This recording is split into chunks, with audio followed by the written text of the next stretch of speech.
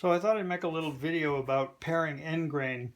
I'm cleaning up these notches, and this surface here is end grain, and it's a finished surface, so it has to be absolutely smooth with no tears or cuts or anything in it.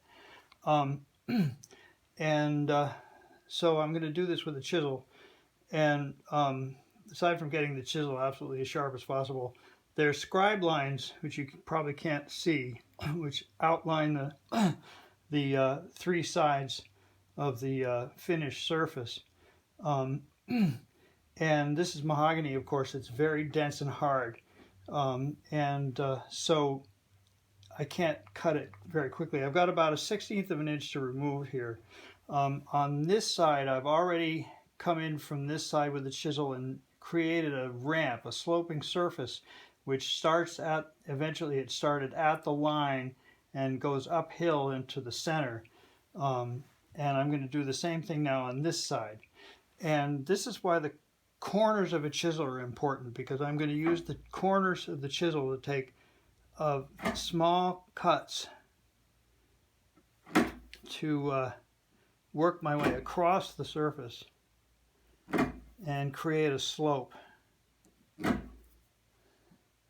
And I'm not going to go all the way into the corner. I want to leave a little bit of rough wood there to trim later on. So, as I say, I'm using the corner of the chisel to make the cut. And I'm using the body of the chisel. The width of the blade is following along with the corner to be a guide, to keep it running straight. Now I'm getting closer to the line, so I'm going to be a little more careful, try to take a very, very shallow cut. And I'm going to wiggle the chisel here, which is another nice trick when you're cutting end grain, because it's very, very hard, and you have to keep control of the tool as you make the cut. Now I'm really close to my line. I can actually see it here. It's starting to appear. So I'm going to put the chisel right in the line, right in the scribe mark.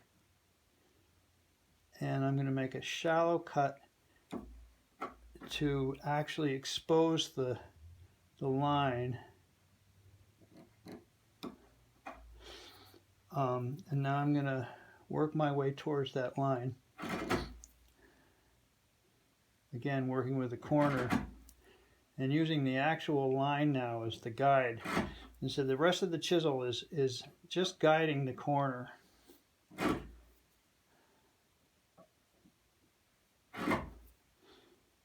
All right. So now I'm basically straight across I'm right along the scribe line here. And I've still got a fair amount of height in the middle, so I'm going to lower this. I'm going to go ahead and cut the full width of the surface, and I'm going to wiggle my chisel and gradually take a very fine cut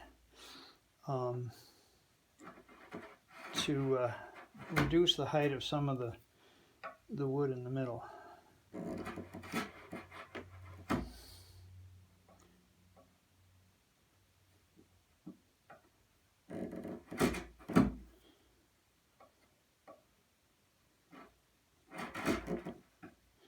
Alright, well, we'll do it in stages again.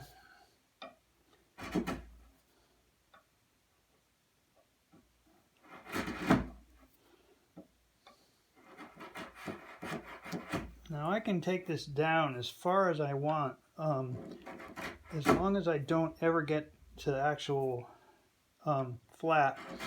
If I got all the way down flat, I'd risk tearing out the far side as the chisel came out of the cut. So I'm never going to go quite that far.